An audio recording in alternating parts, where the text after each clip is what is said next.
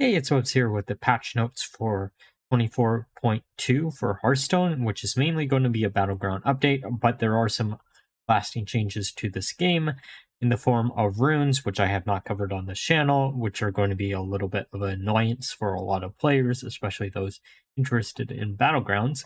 However, because I don't talk about Battlegrounds, I'll leave that for the end of the video to go over how those are going to work. And we are just going to be mainly focusing on the mercenary updates.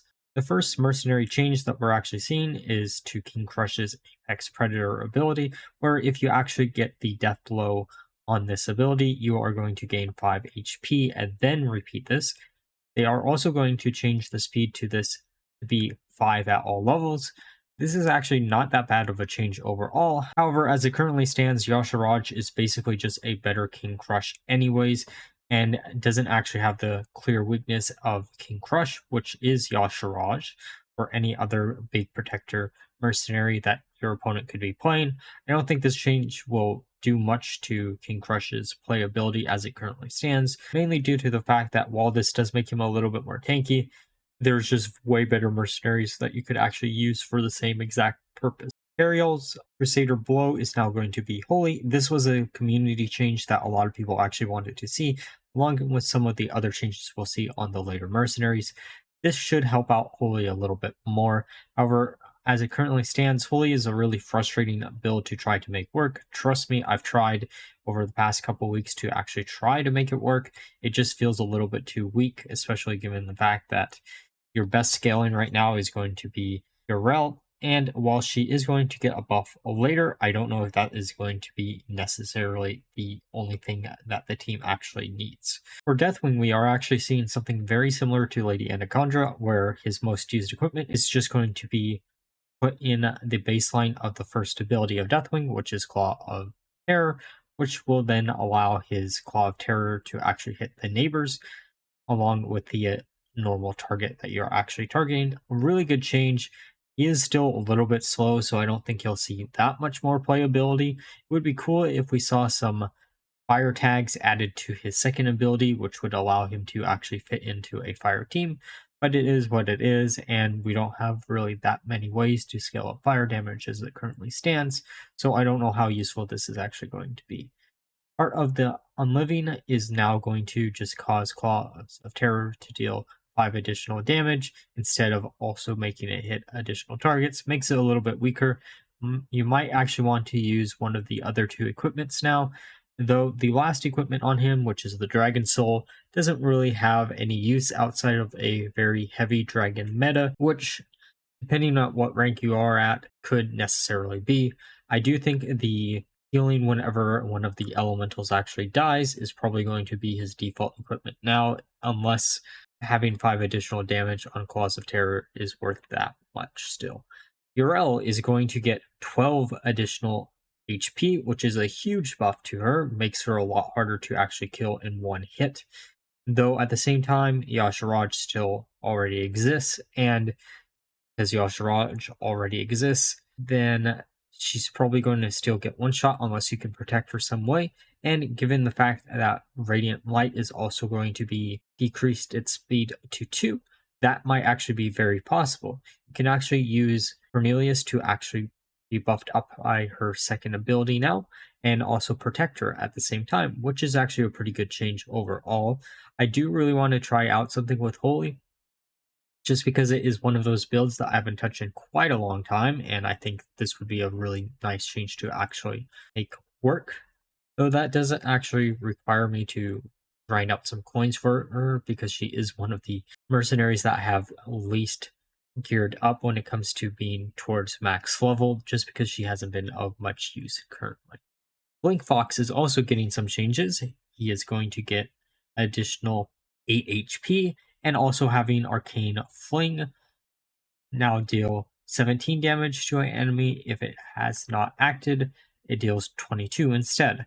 This just makes Blink Fox a better Gul'dan at this point. I'm really shocked that Gul'dan actually hasn't been changed much. He seems to be one of the mercenaries that you would think they would want to change. He feels just a little bit out of touch with the rest of the metagame as it currently stands. I know there are a lot of other mercenaries that have issues like this. However, I do think Gul'dan is one that really needs to be changed, given the fact he is a legendary mercenary. I don't know if he would just increase his HP pool or increase his damage output or decrease the speed on each of his individual abilities. There's a lot of possibilities you could do in theory with Gul'dan, and it's really, again, weird that we haven't seen anything as of yet. Rexxar is getting a bunch of changes. Animal Companion at all ranks is going to have a cooldown of 0. Probably a pretty decent change for a beast-based build using Long Shin as your big payoff, which is kind of funny that I'm mentioning that because that should be the video for tomorrow. It's cool to see this change going through. I don't know how relevant this is actually going to make it, mainly given the fact that this basically just makes him into a little bit of a weaker Nefarian, since he can't actually attack on the same turn he summons out a Animal Companion. Explosive Shot is now going to deal 20 damage to an enemy and 12 to adjacent ones. I think this is just a change to meld his equipment into his Explosive Shot, which is cool. Could make him a little bit more useful in a fire-based team, as this is a fire mercenary, and that team really kind of lacks having any type of fighters within it.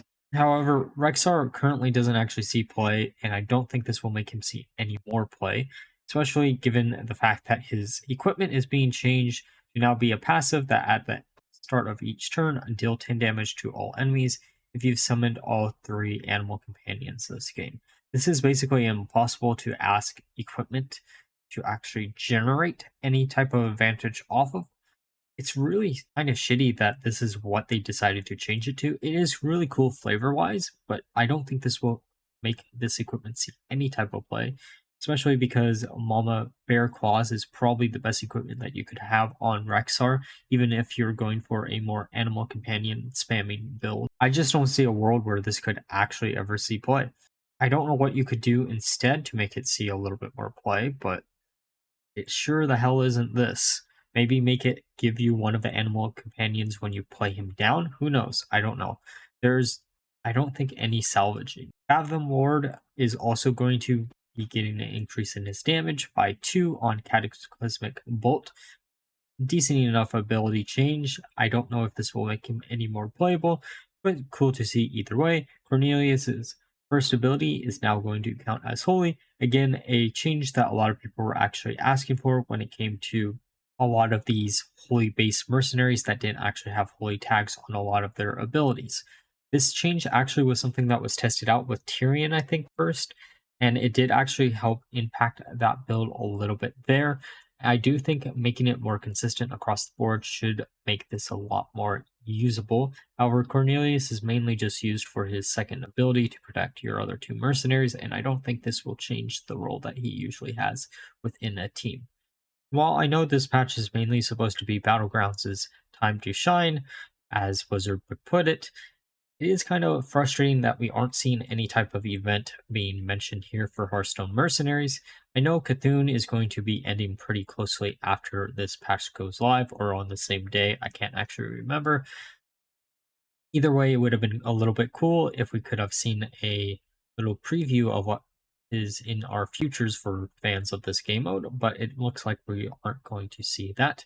Maybe once the patch actually gets some information data mined, we might know what the next event is going to be and when it's going to be. Because I know as a fan of this game mode, it is a little bit frustrating to see these big content droughts when it comes to this game mode, where we used to get monthly releases, which wasn't really that healthy for anyone who is just a casual player, but it does make it a little bit harder to actually continue to cover this game mode on a week by week basis, when it is really hard to come up with new ideas because there's only so many builds that you can actually make work currently in the game, especially given the fact that they refuse to nerf some of the really outstanding mercenaries that keep a lot of these really fun builds down. But overall, when it comes to changes that are being made to the game mode, out of all these buffs, I think the holy changes probably will be the most relevant, and maybe Blink Fox will be played a little bit more.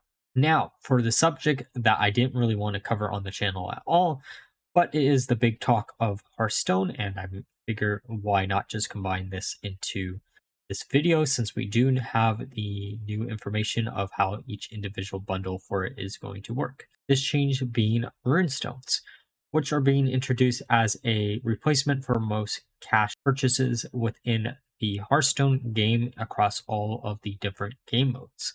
Different bundles in the increments of 500 for the first couple bundles, then it jumps up to 5,000 and then 8,000.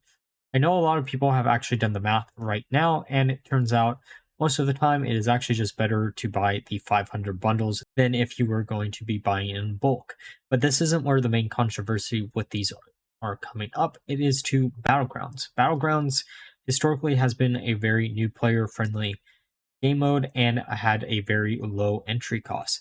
However, with the introduction of Runestones, we are seeing a change where you no longer can actually purchase the season pass with gold as it currently stands, which does give you a huge disadvantage if you are a free-to-play player, as you will only be able to choose from 2 heroes at the start of each game instead of 4, which is a huge difference in the matter between playing a unplayable hero 1 out of every 5 games, or being able to have a very high likelihood of that never actually happening.